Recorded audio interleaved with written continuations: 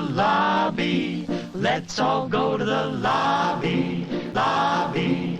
Let's all go to the lobby to get ourselves a treat.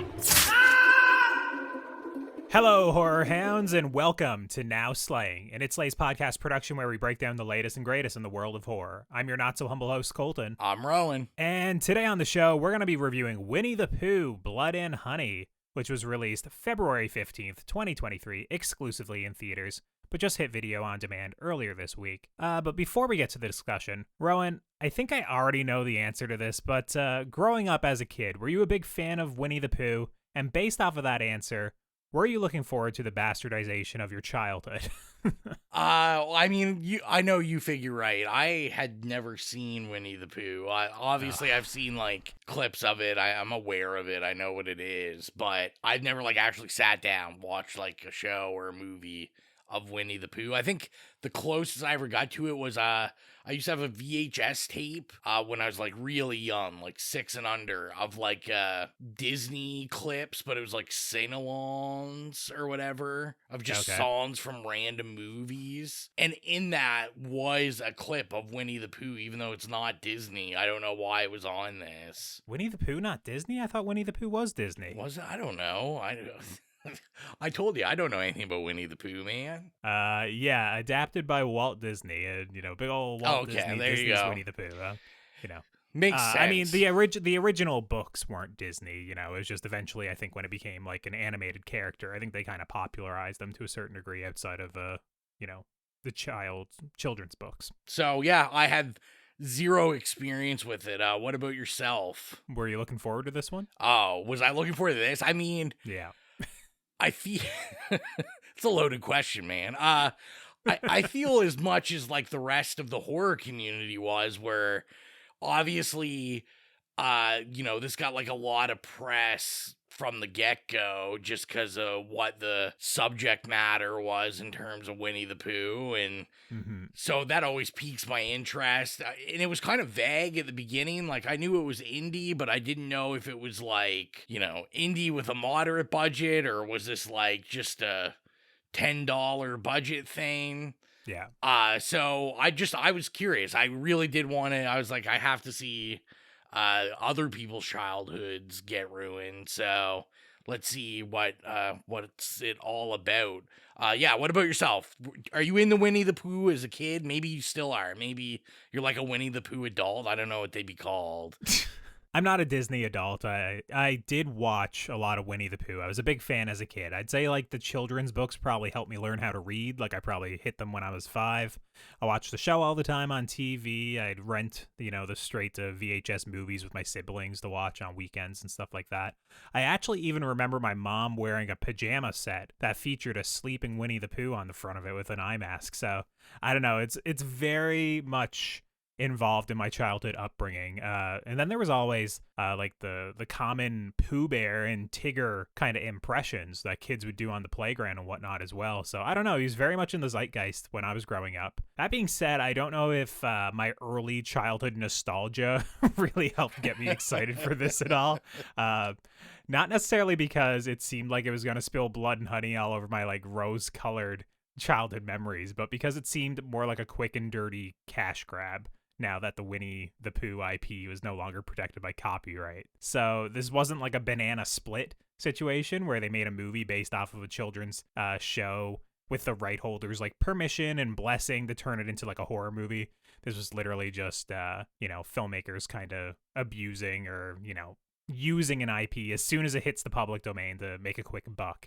Is basically what I think it mostly was. Even before the movie came out, I mean, I heard that the filmmaker wanting to make a cinematic universe of childhood horror, incorporating like Bambi and Peter Pan, and he wants there to be like 2 or 3 Winnie the Pooh movies and stuff. So it's just very much, you're kind of coming out there, you're throwing out these big ideas and wanting to make big money to keep funding these ideas.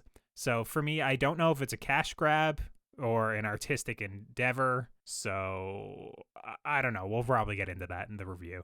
So before we get into it, I'd say let's just throw it on over to the trailer. Should be close now. Pooh, Piglet, Eeyore, we were friends for many years. Christopher, we need to leave.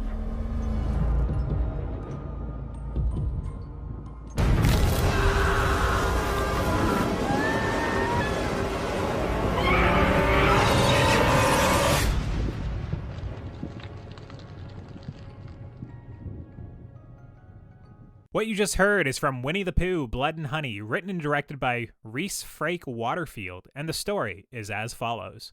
With the promise of a bright future ahead of him, an adult Christopher Robin leaves for college and leaves his childhood friends, Winnie the Pooh and Piglet, behind.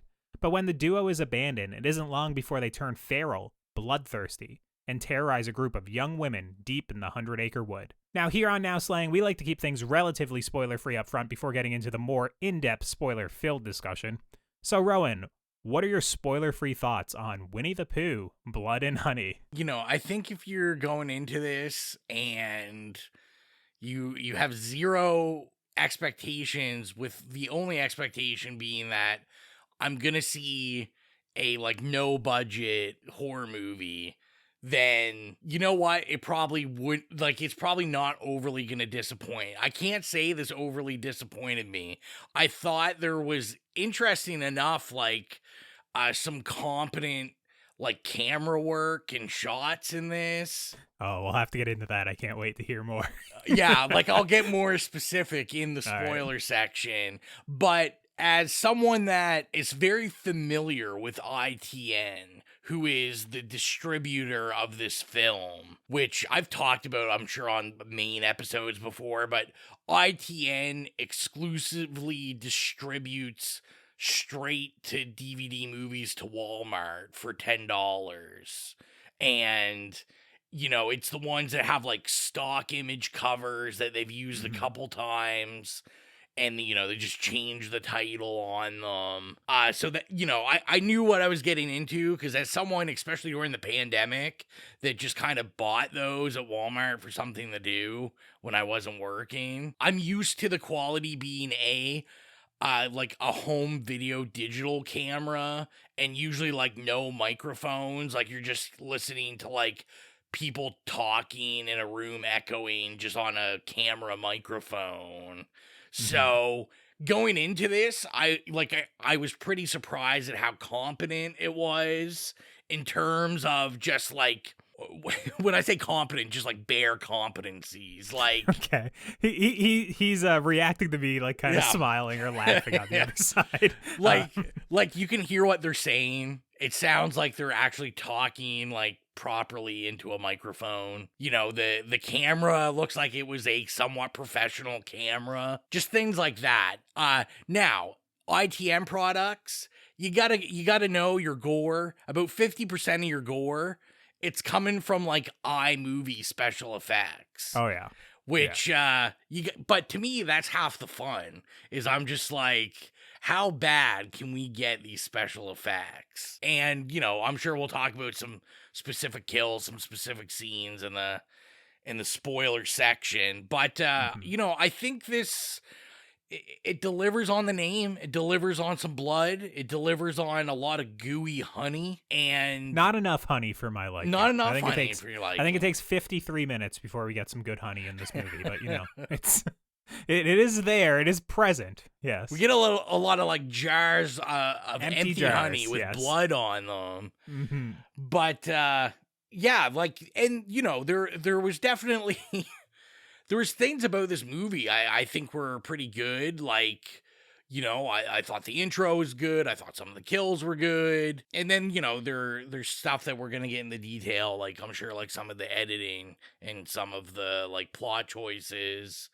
and maybe acting choices in lots I'm of just going to things. say it right here. I've seen better acting under like the amateur tab on Pornhub than I've seen in this movie. This is some of the worst acting I've ever seen in a movie, and I'm not familiar with ITM. What's the name of the distributor? ITN. Okay. I'm not familiar with their work, but this was truly some of the worst acting I've ever seen in a movie. Some of the people here, I was just like, I don't know if it's the direction, I don't know if it's the script.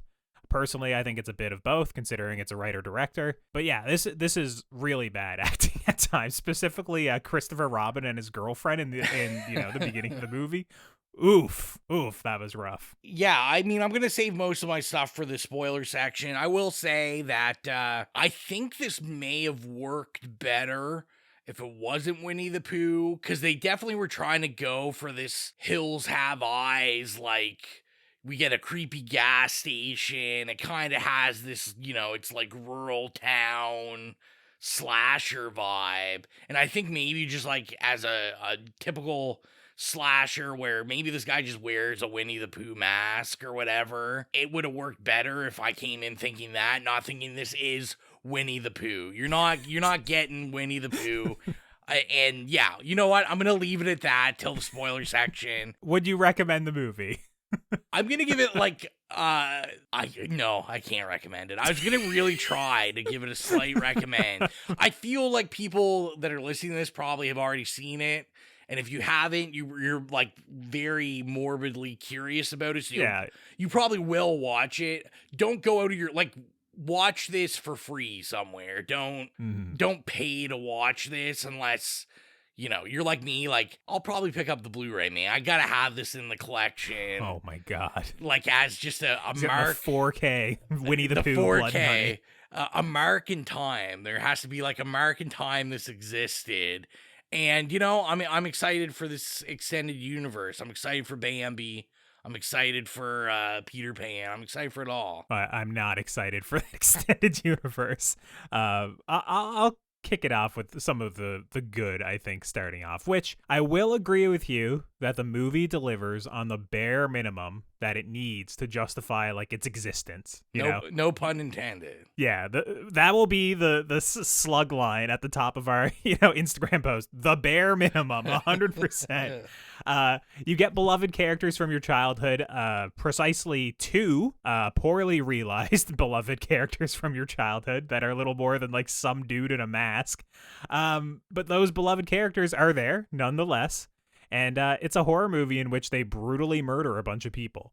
So if there's a sort of, I can't believe they're doing that level of enjoyment to the movie inherently there, and there's a good amount of gore, so you'll get a base level enjoyment out of that if that's what you're there to look for. Outside of that, I got a couple of other things. There is a flashback sequence in the movie that has absolutely nothing to do with Winnie the Pooh. I'll speak vaguely about it. It's kind of like a stalker story, and it's 2 minutes long. I thought that was genuinely a pretty competent sequence. I thought it was kind of freaky. I don't know why it was in a Winnie the Pooh movie, but I did enjoy it.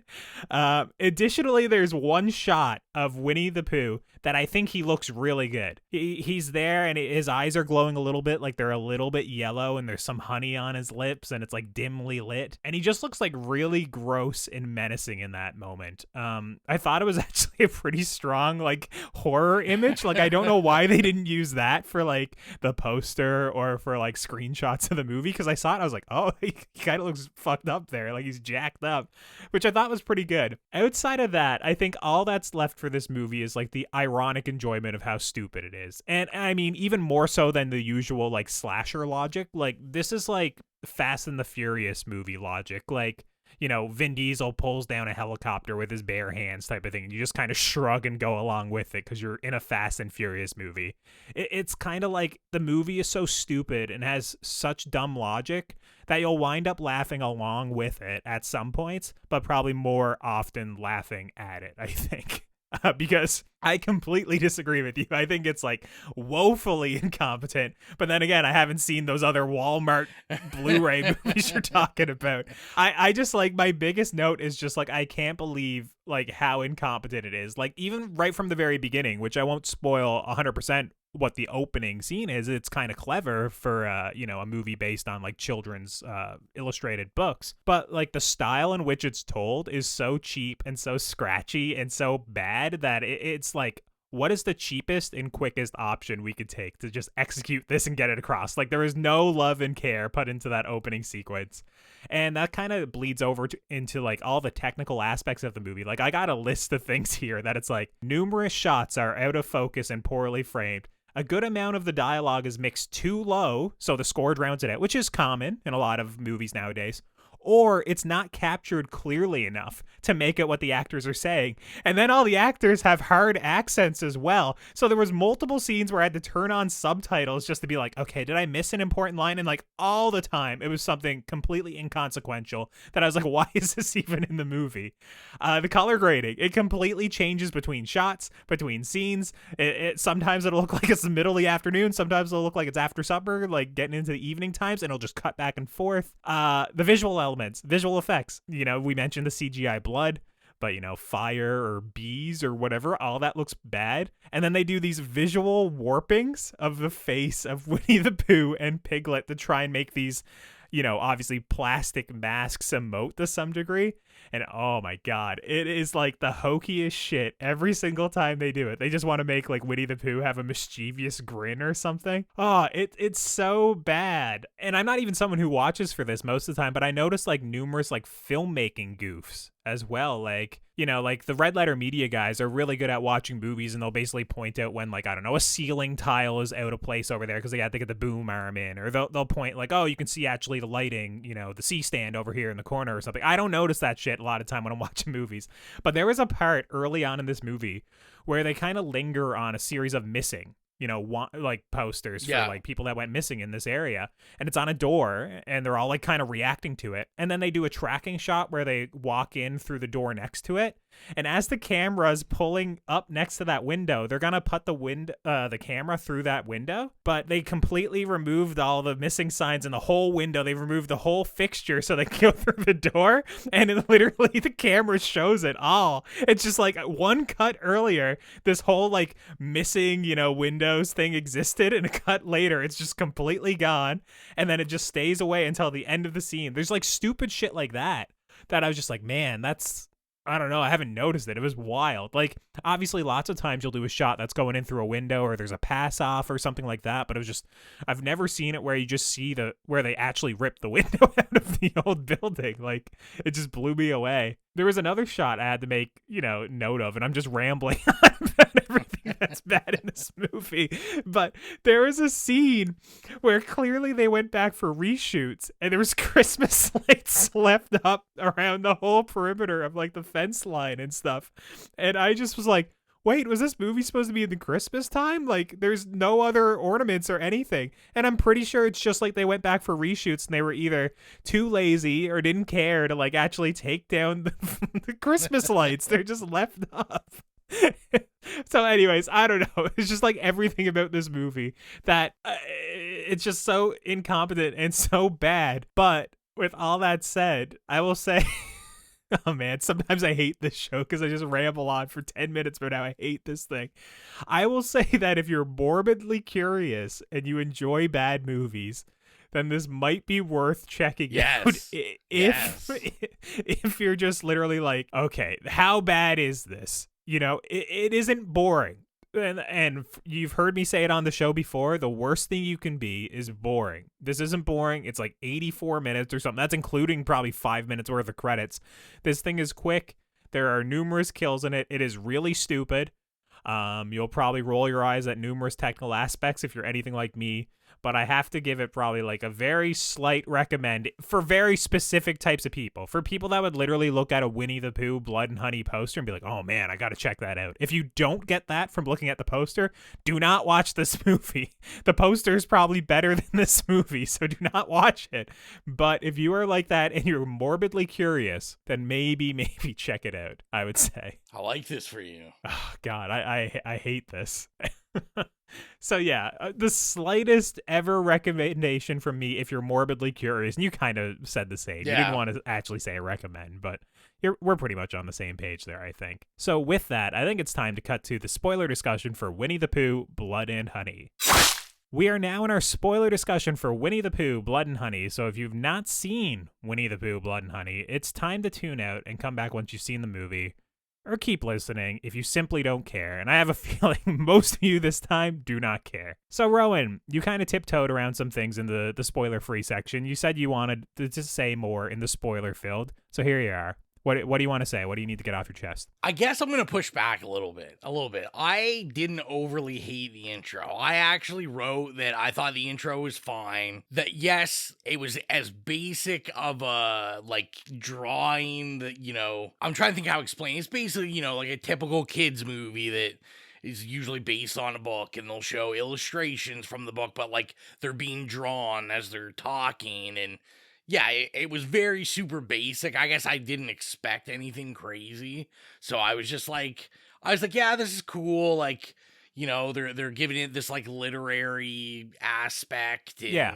But it kind of like, and this is how bad it is like, it pretty much fucks with the movie the minute they do the intro, because we see drawn pictures of Eeyore and Winnie the Pooh and Piglet, Rabbit and Owl and Piglet. And guess what? The gang is here. They're not guys that are like 6'6" with masks on. Yeah, and they're also supposed to be like emaciated and starving. And obviously, you can kind of extrapolate from newspaper clippings or maybe some kind of like mounted antlers of hunting. Maybe they were doing a lot of hunting, but they're supposed to be starving. Yeah. Starving adolescent crossbreeds nonetheless.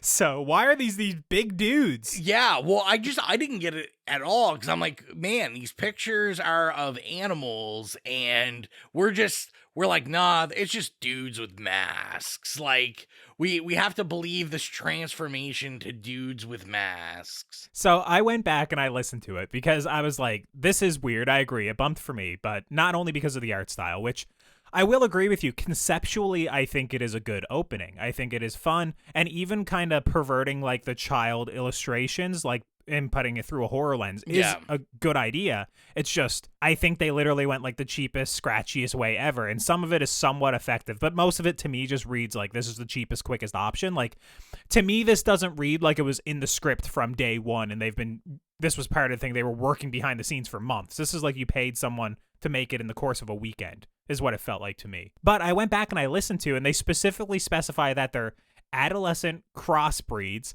Some would say abominations. So there's supposed to be mixtures of human and animals in this version of Winnie the Pooh.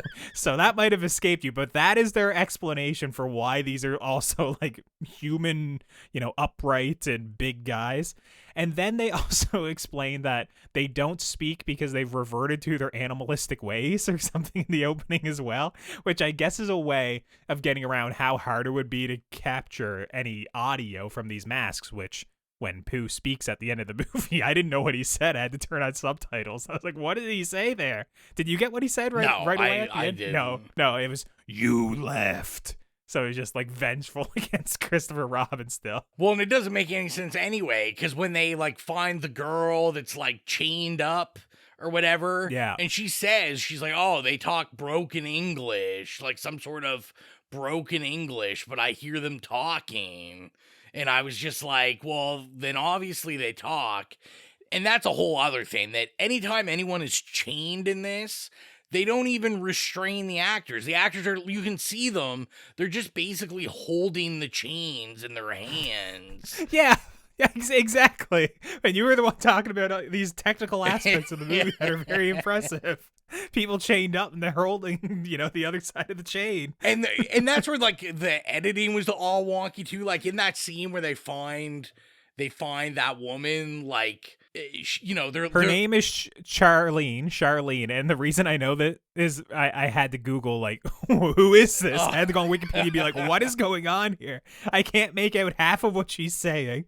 And where did she come from? I literally thought she was Christopher Robin's girlfriend. Yeah, no one knows. But Charlene, they're like, oh, we gotta get you out of here. And then there's just like a hard cut edit and she's out. Like she's just... Oh, yeah. They're walking away, and it like... That shit happens all the time in this movie, where they'll set up something in the previous scene, you'll cut, it'll never be addressed again. What was it earlier in the movie where they went up to that girl's room and she had like rose petals put out on the bed and there was a picture? It looked like an ultrasound picture, but I have no clue what it was. I didn't understand what it was either. I don't think they do a close up of it. I was literally like, I don't know what this is. Like, and then I think that's one of the girls too that has the stalker flashback that I alluded to in my positive notes, that it's like there is this little like kind of like voyeuristic, fear of being watched short film that's 2 or 3 minutes long in this Winnie the Pooh movie, where she's just basically she's afraid to look outside because there's someone stalking her and watching her through the windows and whatnot. And then it winds up being that he sneaks inside and tries to undress her while she's asleep, which is just very like that is just weird in and of itself, obviously. But the way it's framed with him like kind of perched next to her bed and stuff, like I thought it was actually pretty competent. And I was just like, why am I watching a Winnie the Pooh movie? We should be watching something more in the vein of Watcher from last year or something.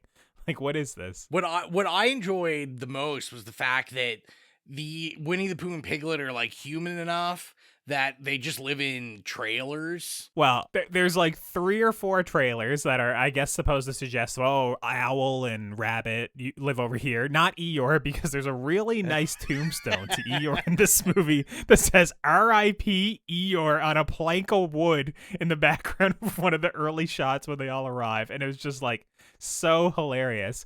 But I think they literally rented out like one of those treehouse Airbnb situations.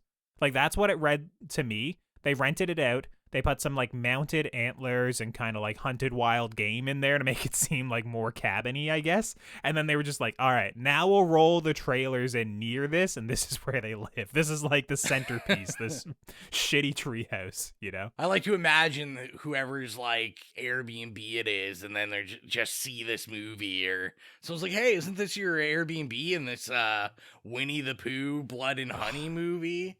And I was wondering that when I was watching this, because I've worked in locations trying to like get actual locations to shoot in, and it's just like I can't imagine being the guy to go and pitch like, yeah, we want to shoot Winnie the Pooh Blood and Honey here, we're gonna have naked girls getting murdered all over your property, we're gonna have so much like fake blood, we're gonna bludgeon her to death in the hot tub or whatever, it's just like so messed up. Like, how do you pitch that? I guess you don't mention any of that and you just say, oh, we're filming a Winnie the Pooh movie, and they go, oh, okay, they just think it's a Disney thing. But oh man, it's just awful. I do want to say my favorite / least favorite kill in this was the wood chipper. When they put the girl in the wood chipper and she casually kicks her legs like, well, first off, they rip off her shirt because we got to see some boobs. This is a slasher movie, so Winnie the Pooh just rips off her shirt, just tits flying everywhere, and then he literally just bashes her head in against the wood chipper a dozen times or so. Like, she's definitely dead, like 100%. Then yeah, her kicking legs somehow when she's obviously already dead. She's going into the wood chipper. It looks like she's just like wading water while she's swimming.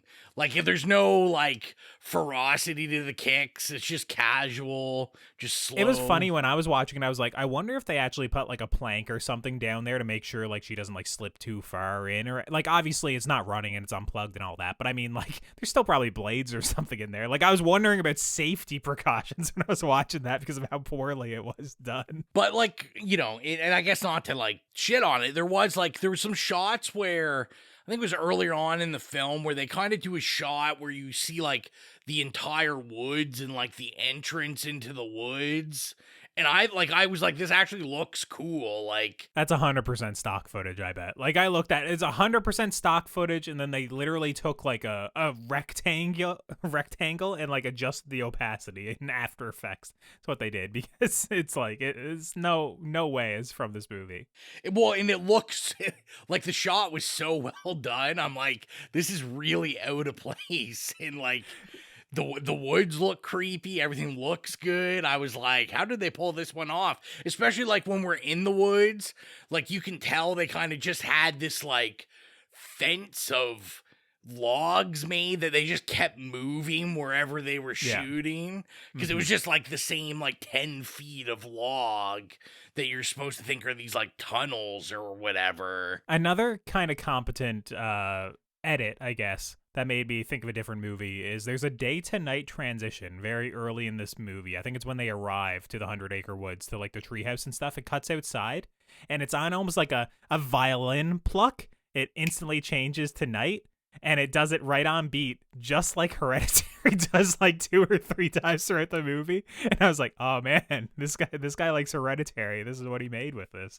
But yeah, it was like perfectly framed. Obviously, they had to, set the camera up rolling all day to get the perfect cut. But it's just funny. It made me think of that. I'm curious though. Have you ever like gotten in a fight at any time in your life where someone just slapped the face off of you? Oh, just man. slapped you, and next thing you knew, half your face is gone. You're talking about the end when Winnie the Pooh just levels up, and it's literally like that scene in Halloween Kills where all the townspeople are beating up Michael Myers, and then he just comes back like he's way stronger and just like levels the ball. Yeah, I made a note that Winnie the Pooh karate chopped his face off, which is pretty cool. I'm gonna say I was shocked. And there's a shot right before he does it where it's supposed to be a forced perspective shot to make Winnie look really good, but obviously they added like CGI augmentation because literally Winnie the Pooh is like 20 feet tall compared to this guy, and it looks so goofy. But yeah, he slaps the face off of like discount Taika Waititi. I thought that was, I don't know, that was an inspired choice. Well, listen,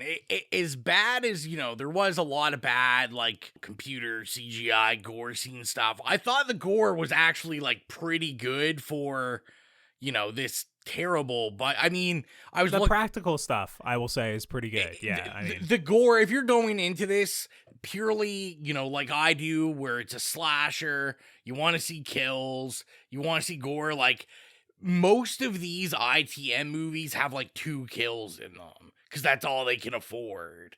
Where, like, this actually, this probably has like a dozen. Yeah. Like, the kills are, I thought pretty good for this kind of thing. I mean, like I said, I'm waiting for the cinematic universe. I can't believe this made over $4 million. Yeah, I mean, in a way that doesn't surprise me because that's the power of like IP, and it's also the power of people being like, what the hell is this? It's kind of like a train crash or something. Like, you need to go, you don't want to look away. Like, everybody wants to see like the horror Winnie the Pooh movie. Plus, you said it had a lot of viral marketing when it was coming out, right? So yeah, they made, boatloads of money off of this. In the same scene that you just discussed, Winnie the Pooh somehow summons a swarm of bees. And that's the sort of shit that I'm talking about comes out of left field. That I think there's one other scene in the movie where he's walking and they put some CGI bees behind him. Other than that, there's nothing in the movie that suggests that he controls bees. But right at the end, he like waves his hands through the air, his paws through the air, angrily, and summons a swarm of bees on the last guy. It's remarkable. I don't know where that came from. It's so stupid that I was just like, okay, yeah, sure, summon bees, whatever. Well, and that was just like the weird turns it took, because for a while I kind of was like, oh, are they trying to play with like some sort of like witchcraft stuff or whatever? Because even like when he's whipping Christopher Robins and stuff, like, I just thought he was kinky there. But like, it seemed like they show Christopher Robin's back and it seems to be like some sort of like pattern or drawing or something. And I was like, oh, okay, they're gonna like, maybe they're gonna get into like how, Winnie the Pooh and Piglet exist is like these, I don't know what you call it, animal / like pagan demons or something that are animal human hybrids. Pagan demons / like trailer trash guys, I guess, or something. Yeah. Like, I got the trailer trash vibe big time from this. Yeah, well, like I said, it was a mixture of like, we got Winnie the Pooh, but we also want to do like this southern rural horror and maybe throw some witchcraft, some spooky shit in there. But yeah, like you said, it was just, everything was a mess. Like the plot with the main characters, the girls, like... Oh, I just stopped trying to make any sense of it. It makes literally no sense. And then all of the character arcs are left unpaid. Like literally the woman who's afraid of stalkers and at this retreat to overcome her trauma gets her throat slit at the end of the movie. There's no like, she doesn't overcome anything. She doesn't get a retreat. There's nothing out of it. And then they have stuff like the Instagram girl that I feel like they wanted to be like an OnlyFans model or something, but didn't want to go that far with it. Yeah. Yeah. You know, it's just like, okay, like, is this supposed to be the quote unquote slut in the movie to get killed off early? And, you know, I guess she does get her head exploded early. But that kind of prompted me to be like, what does a car running over someone's head have to do with Winnie the Pooh? I was just kind of like, I wanted more themed kills. When he summons a swarm of bees, I'd be like, okay, at least if he like poured some honey over them or something, I would kind of be into it. You know, it's just like I wanted more connection to the IP. I wanted, at the end of the movie, I thought what he was doing actually when he was stabbing the girl in the head over and over again, I thought he was like coring out her head to make like a honey pot.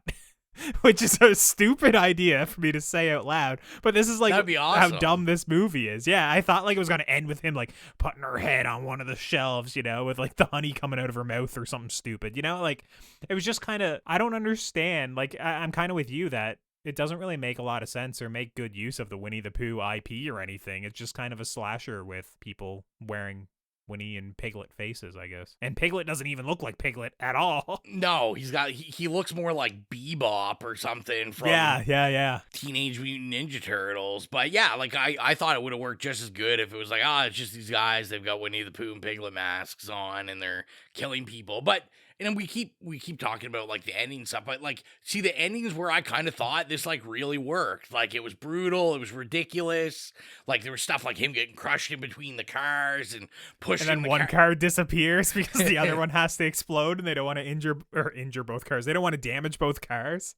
That was pretty good. But it was just like that whole stuff, and like I thought even when he's like stabbing her in the head in the end, I'm like, oh yeah, this is pretty like brutal, and like if for a basic slasher, I'm like, yeah, this is kind of cool. But yeah, it just, luckily it's not so long that the fact that it's not all like that doesn't really matter, because it does go through, the pace is pretty quick on this. I thought it was hilarious when Pooh was riding on top of the car or the truck at the end, just because obviously they wanted it to look like they were driving down the road, but it was very obviously the car was completely stationary, and they were doing what's called poor man's process, you know, to try and make it look like the car is moving.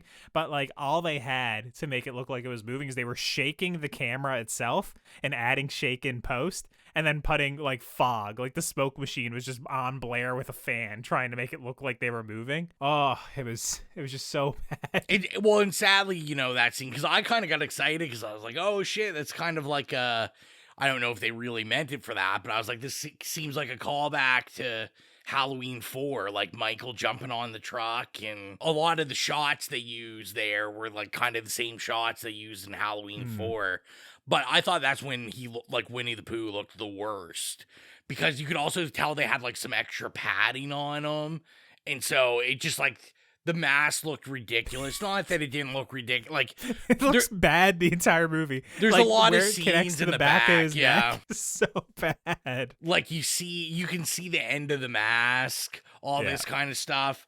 Really, all I have to make sure I say it before we end off and go into the rating is the scene where Winnie the Pooh is angry in the bathroom and then like looks in the mirror and just thinks about his life. I was just like, did they really just basically quote Walk Hard? I don't even remember this scene, so I'm glad it resonated with you. Oh yeah, like there's a scene where he just like stares in the mirror and it like it's real serious, and he flips out after because he's like remembering Christopher Robin as a kid, and then it flashes back and then he starts smashing stuff. Oh, that was literally the shot. I really like that shot when it comes back out and his eyes are all yellow and stuff. So yeah, I guess it's the shot I like is succeeding like all that. You know, to me, it was just the whole process of like I said, it's the Walk Hard joke. Like before he goes on stage, he's got to look in the mirror and think about his entire life. Mm-hmm. And I was just like, we're doing this, I guess. I was more distracted by the logistics of swinging a sledgehammer in a pool. That scene with Piglet in the pool with a sledgehammer, I was just like, could you actually swing a sledgehammer through the water hard enough to get enough force to come up and like actually like clock somebody? I honestly thought the girl was going to get away because it was just such a dumb predicament. But yeah, he winds up bashing her brains in. I mean, rightfully so, because she didn't even try to move or dodge it, just go under the water. He brought it slowly backed up to the end of the pool, never got out. He brought it up out of the water before he smashed it into her face. Oh, yeah. If she had to went underwater, she would have just dodged it. Yeah, that's what I'm saying. I was just thinking about how does that work? You know, how did they even structure that to be like, yeah, this needs to be in the movie? Because once again, it goes back to like the screenwriting process where I'm like, there's no way you wrote that in your movie as an action set piece, right? Like you found the location that you can get on Airbnb and you're like, oh yeah, let's put something in the pool. It has to be. Like, you would never write that in a movie, I hope. It's just such a silly premise. Did you catch the Jordan Peele movie shout out? No, what was it? Maybe I did. Well, Pooh's a big fan and he comes back to the house and he writes "Get Out" on the window with blood, you know? so with that scene, I didn't know what the fuck it said on the window. It says "Get Out." Okay. This is a really dumb joke, you know, but yeah, I couldn't see. Maybe I just wasn't paying attention enough or something, because I only saw like a couple letters and I was like, oh yeah, they'll pan out so I can see it, and then they don't ever really. And then I just didn't care enough to rewind it. They also don't really explain how these animal-human hybrids they learn to read. I guess maybe Christopher Robin learning to read as a kid, but that's not explained either. So, you know, they're barely literate, can barely speak, but they can also read and write "Get Out" and blood on a window. So these are very high-functioning, you know, animal-human hybrids. That should have been the tagline for the movie. Can barely speak, can barely write, and also barely competent. There you go. Barely competent is what we're going with.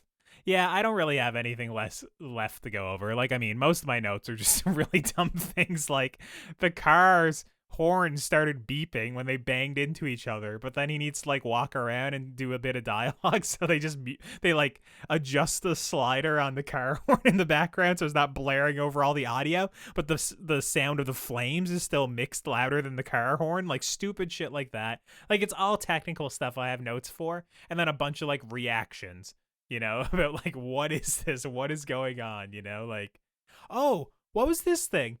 Pooh goes in and he puts like some entrails in a bucket, and then he makes Christopher Robin shower in them. Yeah, I actually like that. About? I thought that was pretty cool. What was it for? What was the point? What was it? Well, it was his wife's entrails, I was assuming. Oh, because they bring out her like skeleton that I'm assuming they ate because they eat humans or whatever. So I wasn't sure about that either, because you see someone get burned once again in like an animated, you know, sequence right before we smash to the credits of the movie, or the title sequence of the movie. So I thought she got burned. I mean, I'm assuming that because they bring it out and he reacts. They do bring skeleton, yeah. I don't know. And he cries, and then they got the bucket. So I was like, oh, okay. And then, you know, they're gonna traumatize him by making him bathe in these entrails and blood. And I thought that was pretty cool. I was like, this is pretty like disgusting and sick. Like, that's a pretty cool... I mean, it was gross. I just didn't understand what it was. If this was in like a Wes Craven slasher movie, we'd all be like, oh fuck, this is awesome. But unfortunately, instead it's in a Winnie the Pooh movie. And with that, I think it's time we get into rating this. If you're new to the podcast, our review rubric is nay, okay, yay, or slay. So, Rowan, what would you give Winnie the Pooh, Blood and Honey? Oh my god, I can't believe I'm doing this. I'm gonna give it an okay.